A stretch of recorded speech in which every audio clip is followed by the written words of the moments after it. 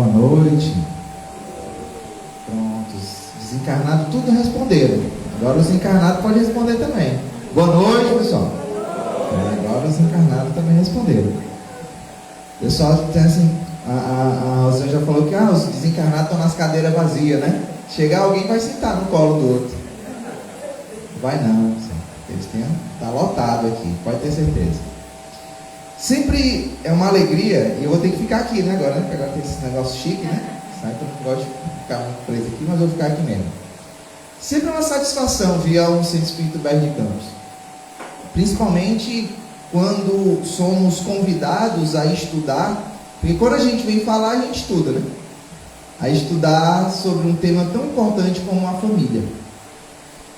Principalmente também agora falando de educação.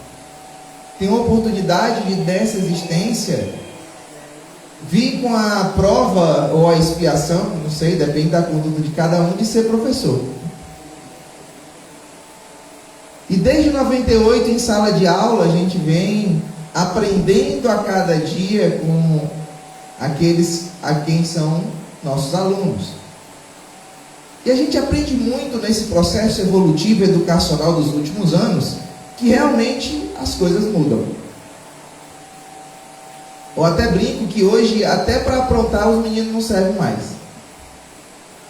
Porque entraram num processo de alienação de tela de tal maneira que nem aquelas brincadeiras, vamos dizer assim, um pouco mais sorrateiras, não acontecem mais.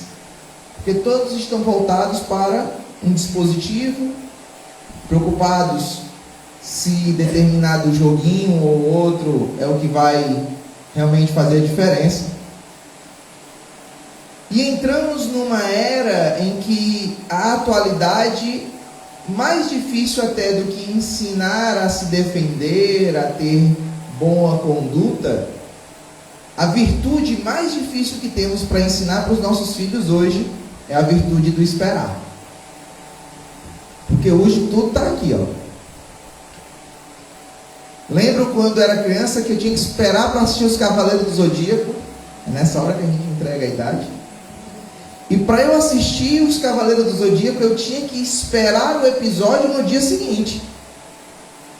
Um episódio que durava ali 20 minutos, meia hora. Aquela empolgação, terminava, criava-se uma ansiedade, mas tinha que se esperar até o dia seguinte.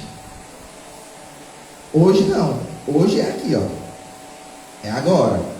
Aí se eu não quero esse, então eu quero esse. Mas isso aqui não é agora. Então o grande desafio da educação moderna é o desafio de ensinar as crianças a esperar. Saber esperar.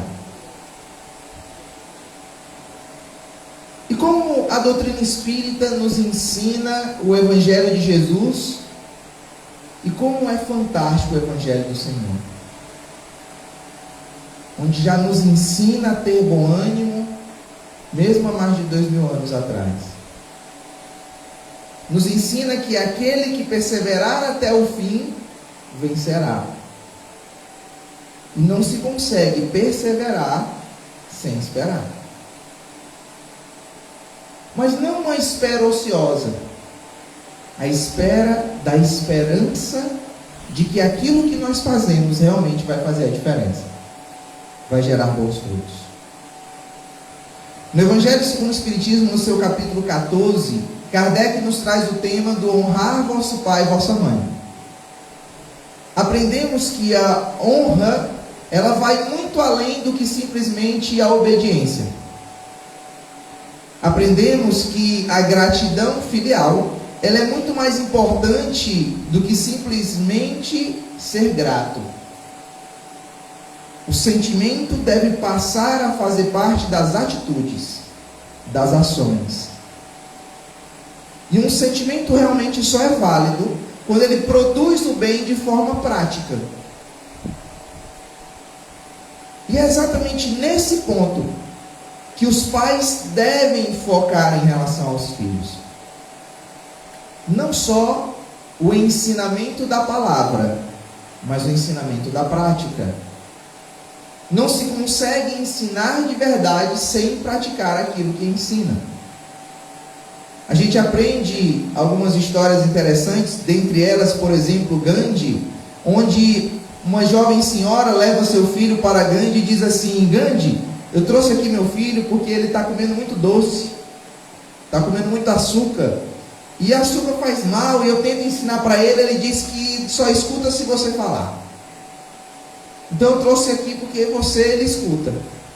E Gandhi olhou para ela e falou assim: então vamos fazer o seguinte, traga ele aqui na semana que vem. Daqui a 7 dias você traz ele, aí eu consigo conversar com ele. Agora eu não consigo conversar com ele, eu não posso conversar com ele agora. E ela, meio sem entender, pensou que ele estivesse ocupado, alguma coisa. Não, ele deve estar muito ocupado, eu chamei logo, né? Então semana que vem eu volto, tudo bem. Uma semana depois, ela leva de novo o seu filho, e Gandhi então ensina para a criança os malefícios do açúcar, do excesso, e tudo aquilo que também nós sabemos, mas mesmo assim continuamos comendo açúcar. E aí ela fica então com aquilo. Por que ele não conversou com ele antes? Porque ele soube que parece que naquele dia ele não tinha nenhum compromisso. Podia ter falado com ele antes. E ela vai perguntar para ele: Gandhi, por que você não falou com meu filho semana passada? Você não tinha compromisso nenhum, eu pensava até que você tinha, mas você não tinha. E Gandhi falou: não era um compromisso, é porque semana passada eu tinha comido açúcar. Ele precisou se reeducar para poder ensinar. O processo da educação espiritual que nós temos que ter para aqueles a quem recebemos como filhos, sobrinhos, netos, não interessa, aqueles a quem nós queremos educar espiritualmente, passa pelo processo de educação de nós mesmos. Eu não consigo ensinar de verdade se eu mesmo não pratico. Quem tem criança pequena vai saber do que eu estou falando, e quem já teve também vai saber. Se você chega para uma criança e diz assim: olha, não pode, vamos dizer que fosse a tomada, não pode botar o dedo na tomada. Aí você vai lá na tomada e mostra: não pode botar o dedo na tomada. O que é que a criança vai fazer? Ela vai lá do lado da tomada, olha para você com o dedinho e fala assim, ó, e toma o dedo na tomada. Porque ela não está prestando atenção no que você está falando. Ela está aprendendo o que ela está vendo. E se ela está vendo você gesticular, colocar o dedo na tomada, é isso que ela vai fazer. Você quer ensinar uma criança a não mexer na tomada, você fala não e afasta ela. Não gesticula que vai botar o dedo na tomada, senão ela vai botar o dedo na tomada. E se a gente para pensar, mesmo nessa singeleza infantil, será que não é exatamente isso que Deus faz com a gente? Será que a gente consegue aprender sem praticar? Impossível. É exatamente o processo de educação filial que faz com que os pais também se eduquem, que os pais também necessitem do aprimoramento moral.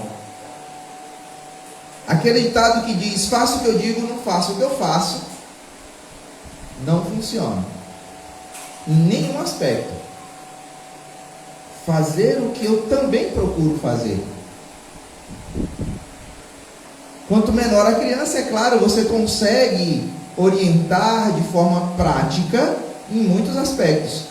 À medida que a criança vai crescendo, e nós aprendemos no Livro dos Espíritos, na sua terceira parte, nas leis morais, que a lei de reprodução, ela é uma lei da natureza, e que o espírito se conecta ao elemento material, ao óvulo, no ato da fecundação. E é que a reencarnação vai seguindo o seu processo até finalizar ali em torno dos 8, 9. O Emmanuel fala no Consolador que vai, em alguns casos, até 10 anos. Mas a média, até os 8 anos de idade, a criança ainda está mais lá do que cá. E após isso, 10 anos, 11 anos, quando entra na adolescência, ela mostra o que ela é de verdade. Por isso a importância da educação na fase infantil. É ali que a gente consegue podar as arestas das más tendências que todos nós trazemos. Trazemos coisas boas também, mas trazemos más tendências. E a responsabilidade filial, a responsabilidade paternal em relação à educação filial está exatamente nisso. Ver o que tem de bom e potencializar, e aquilo que não é tão bom e orientando. Isso aqui não é tão legal, o importante é esse caminho. E aí você consegue. Mas chegou nos 12 anos de idade, que é a idade da mocidade, você não tem mais o que fazer a não ser orientar, porque agora a decisão é dele. A partir daí, até quando tiver idoso, alguns voltam a ser criança na terceira e boa idade, mas na grande maioria das vezes só faz se quiser. Não tem mais como você dizer o que tem que ser feito, não tem. Você continua orientando, mas a decisão começa agora a ser da própria pessoa. Como somos adultos, é assim que funciona com a gente. Não adianta a gente vir à casa espírita, entender que o processo de educação moral deve começar na gente, achar tudo muito lindo, maravilhoso e não colocar em prática. A decisão é nossa. E é exatamente essa nossa decisão que vai gerar consequências não só em nós, mas em todos aqueles que nós temos conexão, principalmente nossos filhos. Então a educação dos filhos, na verdade, é a educação da família. A família se reeduca, a família se orienta. Como um pai não quer que seu filho fume, se ele fuma. Como um pai não quer que seu filho beba, se ele bebe. Como um pai não quer que seu filho minta, se ele mente. E eu podia citar vários outros exemplos aqui. Não vai funcionar. E o que muitas vezes acontece é o famoso jogar na cara. Quando você vai falar com um filho, principalmente se já chega na adolescência, olha, isso aqui é isso aqui, mas o senhor faz. E aponta o dedo mesmo. E o argumento vai por água abaixo. Por isso, Jesus é o maior de todos. Porque Jesus em nenhum momento ele só falou, ele fez. Se a gente perguntasse para todos que estão aqui, os que estão nos vendo online, qual o maior ensinamento de Jesus? Alguém poderia falar, amar ao próximo como a si mesmo. Outro poderia dizer, amar o vosso inimigo. Outro alguém ia dizer sobre o perdão, perdoar 70 vezes 7. E todos poderiam estar corretos. Mas o maior ensino de Jesus foi o seu exemplo. Foi mostrar como é que faz. Porque se fosse para continuar falando, não precisava ele ter vindo. Já tinha os profetas para isso. Quando lemos, por exemplo, os salmos de Daniel, os ensinos de Jesus estão lá. Quando lemos os ensinamentos no livro de Jeremias, a moral do Cristo já está lá. Ela não muda. A moral das leis de Deus sempre foram as mesmas. A má interpretação humana é que colocou características erradas, imperfeitas em Deus, como um Deus que castiga, um Deus que faz privilégios, um Deus que um é melhor do que o outro, que um determinado povo é preferenciado em relação ao outro, o que não tem menor sentido para Deus. E é isso que Jesus nos traz: o amor. O amor do exemplo, o amor do carinho, o amor sem distinção. O amor que faz com que realmente a gente consiga colocar em prática aquilo que nós temos de melhor. E aquilo que não é tão legal na gente, a gente possa melhorar. Isso é o que faz diferença. Sempre quando venho à casa de Humberto de Campos, a gente traz uma história de Humberto de Campos. E Humberto de Campos, no livro Reportagens da Além Túmulo, tem uma grande oportunidade, por exemplo, de falar com o espírito de Marilyn Monroe, de falar com o espírito de Judas, Na verdade, o de Judas está no Boa Nova, não é nem no Reportagem. E lá no livro Boa Nova, eu ia falar da Maria, mas eu vou falar do Judas. A gente aprende nesse encontro de Humberto de Campos com Judas, às margens do lago de Genezaré, lá no livro Boa Nova. Inclusive Judas naquele momento do encontro estava bem triste, porque era a época da Páscoa, e a gente sabe o que acontece com o pobre do Judas na Páscoa, né? A gente lembra da traição. E por que traição entre aspas? Porque na verdade Judas não traiu a Jesus. Ele só não entendeu a realeza moral de Jesus. Ele não entendeu que Jesus... Aí, tirar foto, tá tirando foto no celular. Né? Para não sair falando. Ele não entendeu que Jesus é rei, mas moral, espiritual. Não um rei material. Um rei das moedas de prata. Que a realeza divina de Jesus, uma realeza dada por Deus ao Cristo, é uma realeza de responsabilidade como um pastor e suas ovelhas. E como um bom pastor, ele mesmo diz, ele volta para qualquer uma que seja. Se um pastor tem 100 ovelhas e uma se perde, ele deixa as 99 de lado e vai em busca daquela que está perdida. Vocês estão tudo quietinho aqui, fica direitinho, ajeita todas as 99 e vai em busca daquela que está perdida, vai lá, resgata, traz e fica muito feliz quando a encontra e quando consegue resgatá-la. Eis o bom pastor. Assim é Jesus. Assim é a educação de Jesus para conosco. E como Judas não entendeu isso, ele instiga Jesus a mostrar o seu poder. É como se fosse assim: eu quero ver se ele não mostra agora, quando ele estiver ruim, quando ele estiver preso, agora ele vai soltar o poder, todo mundo vai ver o poder dele, e a gente vai seguir Jesus, e Jesus vai governar o planeta. Obrigado, eu tenho que fechar a boca para não sair um pouco falando. Só que o que é que acontece? Quando Jesus é entregue e começam a fazer tudo o que fazem com Cristo, que nós conhecemos, Judas então cai em si e percebe o grande equívoco que tinha feito. Abandona as moedas de prata e realmente aí sim há o grande erro de Jesus, que é o erro do suicídio. Porque ele deveria continuar entre os apóstolos e cumprir com o seu papel de pregação e de renovação dos sentimentos, como todos os outros apóstolos assim o fizeram, mesmo com suas dificuldades, mesmo com suas imperfeições.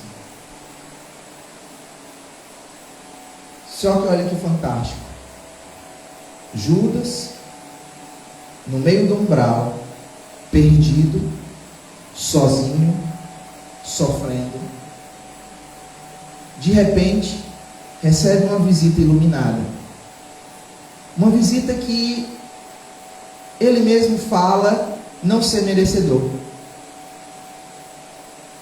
Ele mesmo fala na hora dessa visita que não consegue, não pode nem olhar para essa luz, porque ele tinha levado Jesus à morte. Ele era a causa, ele era o culpado. E aquela luz então resplandecente de amor infinito, responsável pela aplicação da misericórdia de Deus aqui na terra, abraça e fala: meu filho, eu vim te reeducar. E nos braços de nossa Mãe Santíssima, Judas então se deixa levar. Passa por um processo de reeducação e reencarna como Joana d'Arc para colher o fruto do aprendizado necessário para o equilíbrio da própria consciência. E como todos sabem, Joana foi traída e entregue também para a morte. E a escolha de Judas em passar por isso foi para vivenciar o que na consciência dele ele tinha provocado a Jesus. Percebam a educação divina aplicada diretamente na consciência de cada um de nós. Quando temos uma criança, um jovem, um filho, um sobrinho, um neto, não interessa, que nos chega e nos aporta com a dificuldade, às vezes, muitos falam a malcriação, né? Foi um menino mal criado, e a mãe está falando, né? Como se ela que não tivesse criado, né? Ou foi ela que criou mal? Ou é um espírito necessitado de educação? Mesmo Judas, considerado entre muitos o traidor, diante da visão maternal de Nossa Senhora, repito, responsável pela aplicação da misericórdia de Deus na terra, auxiliar direta de Jesus, está lá no livro Universo e Vida do irmão Áureo, faz questão de resgatá-lo para reeducá-lo, reorientá-lo. Imagine nós, imaginem essas crianças e a nossa missão com elas. O nosso processo de reeducação. A misericórdia de Deus que cai todos os dias sobre cada um de nós, com a oportunidade do aprender, do praticar, do melhorar. E repito, devemos deixar de ser teóricos para sermos práticos. Não adianta sabermos de cor a doutrina espírita, todas as perguntas do livro dos Espíritos, todos os itens do Evangelho, o livro dos Médiuns, céu e inferno, Gênese, obras póstumas, além de tantas e tantas obras trazidas pelo lápis iluminado de Chico Xavier, de Divaldo Pereira Franco e de tantos outros. Não adianta entendermos a ciência espírita, a filosofia espírita, a moral espírita, se não colocamos em prática. Somente pela prática do amor e da caridade, realmente conseguimos educar aqueles que somos responsáveis para isso. Somente por meio da prática e do exercício real daquilo que nós pregamos, talvez, falamos, divulgamos, somente pela prática disso é que realmente faremos a diferença no mundo em que habitamos.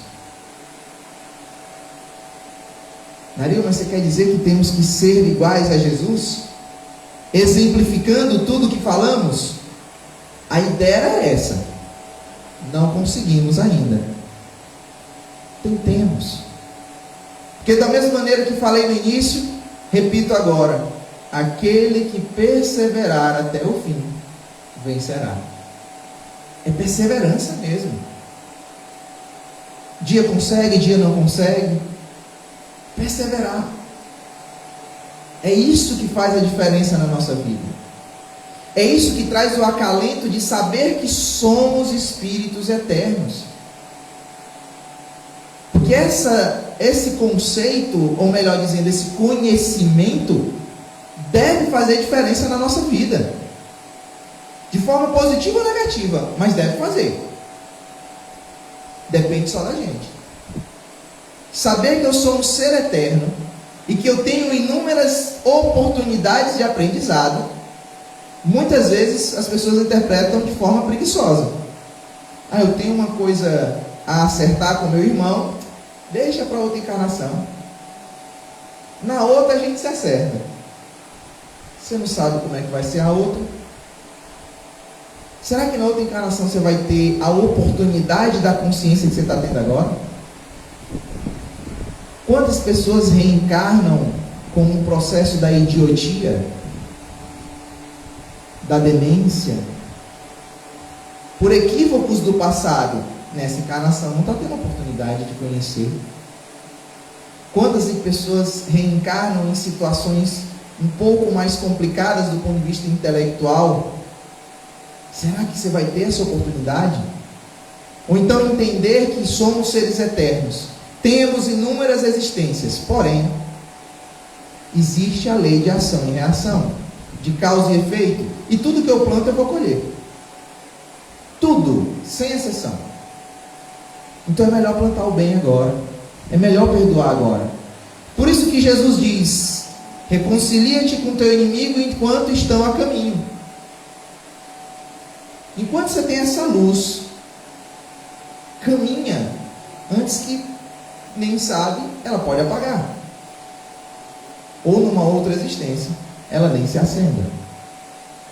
Então, se você tem a luz da doutrina espírita a te iluminar, a te guiar, use-a de verdade. Coloque em prática de verdade. Muitos podem falar: é só sair da zona de conforto. Eu não sei que conforto é esse. Porque quando a gente não pratica o bem, eu não conheço alguém que seja feliz sem fazer os outros felizes, de verdade. E fiquei muito feliz aqui com a mensagem do Divaldo, estava aqui, uma mensagem muito legal. A felicidade é para quem ama, e não para aquele que deseja ser amado. É exatamente isso. A felicidade é para quem exercita o amor de verdade. Eu estou olhando na hora, viu, senhor? Estou olhando na hora. A doutrina espírita, na pergunta 222 do Livro dos Espíritos, explica todo o processo de como é que é a reencarnação. Como é que funciona, para que serve, qual é o objetivo, é assim. Traz todo o raciocínio lógico e moral. E é muito legal quando a gente entende raciocínio, porque a fé raciocinada que a doutrina espírita traz é que faz a diferença. No livro Lindos Casos de Chico Xavier, a gente aprende uma história do Chico muito legal. Uma senhora chega para o Chico e diz assim: Chico, eu estou frequentando a casa espírita, mas as pessoas falam muito da fé raciocinada. Como é que é uma fé raciocinada? Como é que eu não consigo entender essa fé raciocinada?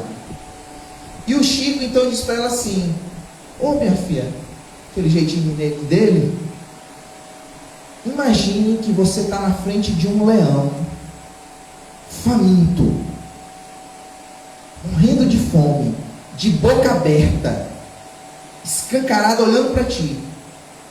Você tem fé de colocar a cabeça na boca do leão? E logicamente que na frente do Chico, né? Todo mundo se encoraja. Na hora, Chico, traz esse leão aí que eu boto a cabeça na boca dele. Eu tenho fé, sim. E o Chico: pois você não deveria, não. Porque o raciocínio nos leva a tomar cuidado. É a fé raciocinada. Não é ignorar os alertas e os sinais que a vida nos dá. É observar os alertas e os sinais que a vida nos dá, tendo a certeza de que Deus está a nos guiar, quando a gente se coloca à disposição disso. Isso é fé raciocinada. Não é acreditar porque vem alguém falar uma palestra bacana, ou outro que disse isso, outro que... Não. É você parar e pensar: será que é isso mesmo? Será que realmente é assim?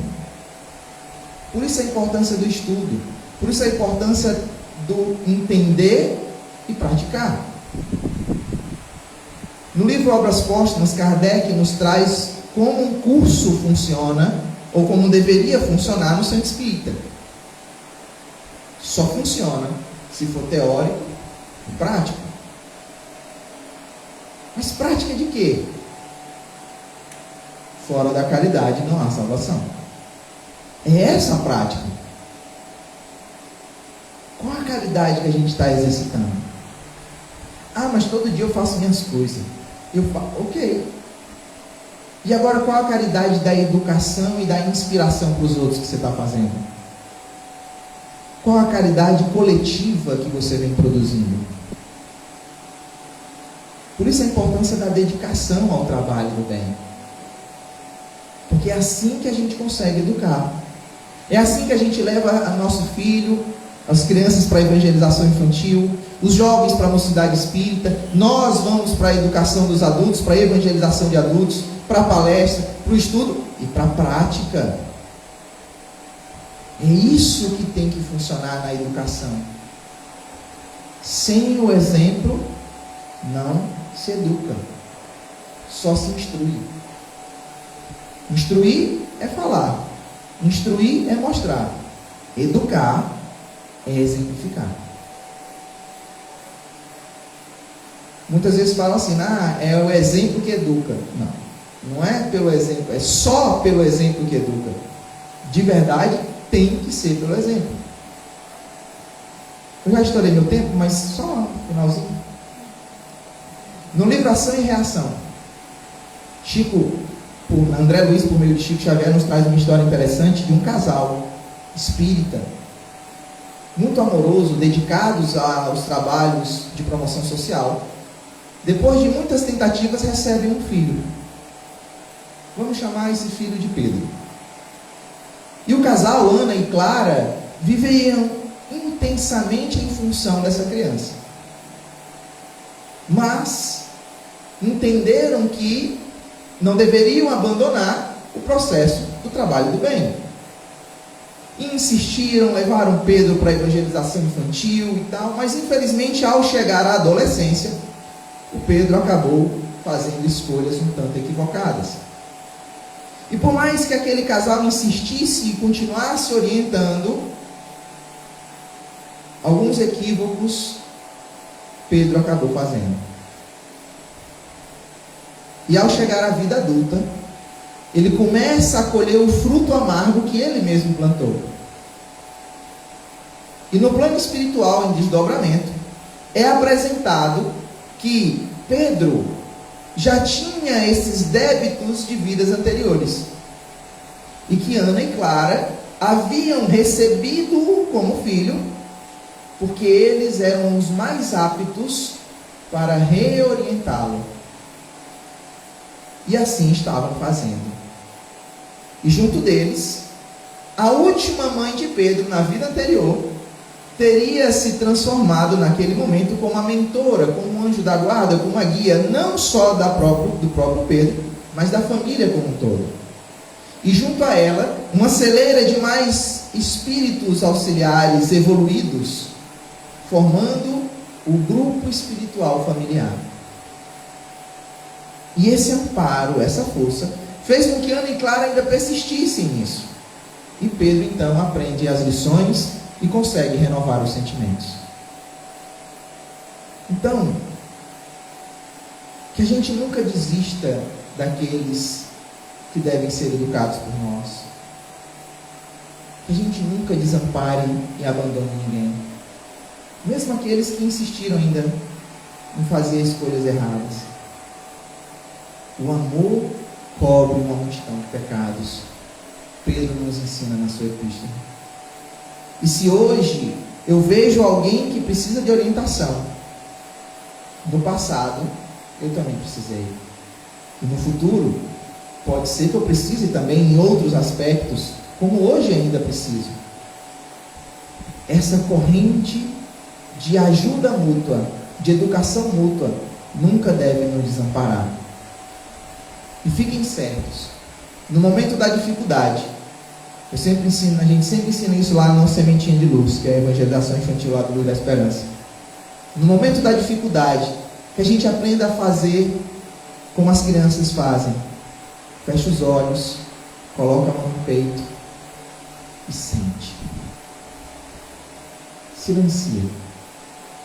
E quando a gente fecha os olhos, coloca a mão no peito e sente, e pergunta para uma criança o que ela está sentindo, ela responde o coração batendo. Quando é o adulto, vai dizer, eu senti uma energia boa, eu senti, começa a viajar. E a criança simplesmente diz, o que você sente? O coração batendo. É exatamente isso que a gente tem que sentir.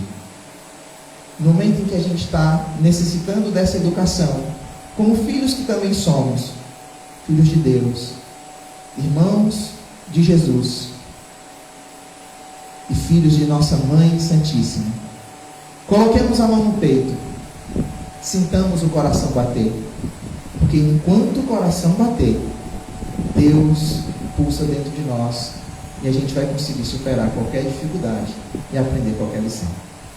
Boa noite, muito obrigado a todos, uma satisfação sempre estar aqui com vocês.